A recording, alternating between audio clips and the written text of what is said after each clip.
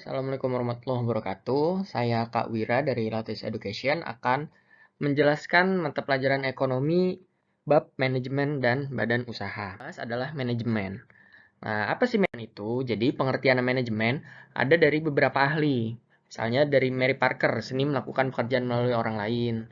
Atau dari Harold dan juga Cyril, usaha mencapai tujuan tertentu melalui kegiatan orang lain.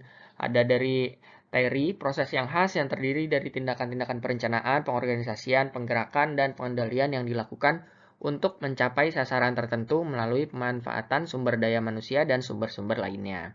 Lalu dari Gulik, pengetahuan yang secara sistematis berusaha memahami mengapa dan bagaimana manusia bekerja sama dalam menghasilkan sesuatu yang bermanfaat. Nah, jadi manajemen itu intinya mengatur mengatur orang lain untuk mencapai suatu tujuan. Nah, manajemen ini bisa diterapkan di organisasi atau perusahaan, pemerintah dan sebagainya. Nah, karena kita ranahnya ekonomi, kita berbicara mengenai manajemen di perusahaan. Fungsi-fungsi manajemen ini ada beberapa menurut para ahli. Nah, ini menurut Terry, menurut Fayol, O'Donnell dan Cons, ada planning, organizing, actuating, controlling. Ini beda-beda ya. Jadi tiap ahli memiliki pandangan masing-masing dalam memandang fungsi manajemen. Tapi secara garis besar itu fungsinya setidaknya paling tidak itu ada 4. Ada planning, organizing, actuating, dan controlling. Planning ini merupakan perencanaan. Jadi tujuan-tujuannya, apa yang akan dilakukan, bagaimana untuk mencapai tujuan tersebut dan sebagainya itu direncanakan di stase ini, di tahap ini, tahap planning. Lalu organizing. Nah, ini mengatur atau mengorganisasikan apa sih yang diperlukan, siapa saja yang diperlukan untuk mencapai tujuan tersebut gitu. Jadi diatur orang-orangnya, SDM-nya dengan organisasi yang terstruktur.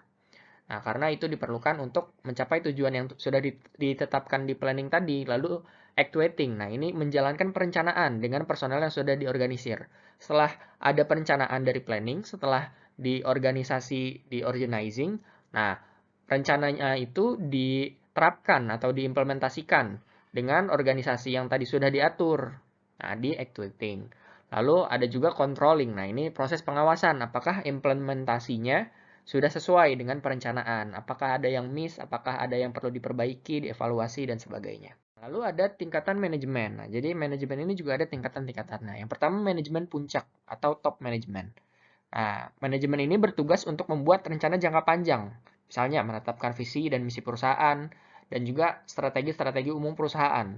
Nah, ini manajemen ini mengurus hal-hal yang lebih strategis dan kurang praktikal. Jadi tujuan umumnya, garis besar perusahaannya, lalu strategi jangka panjangnya yang akan nanti dicapai perusahaan itu apa? Nah, ini fungsi atau tugas dari manajemen puncak. Nah, biasanya manajemen puncak itu tingkatannya misalnya CEO atau dewan direksi atau mungkin bisa pemilik perusahaan dan sebagainya yang mengatur langkah-langkah ke depan untuk jangka panjang. Nah, lalu ada manajemen menengah. Nah, ini bertugas mengalihkan perencanaan dari manajemen puncak ke program-program yang lebih spesifik. Misalnya sudah ditetapkan perusahaan inginnya apa. Nah, lalu program-programnya dilebih spesifikan. Misalkan, perusahaan harus menaikkan penjualannya 20%. Nah, cara-caranya apa aja tuh? Nah, itu tugas dari manajemen menengah untuk membuat perencanaan-perencanaan jangka menengah.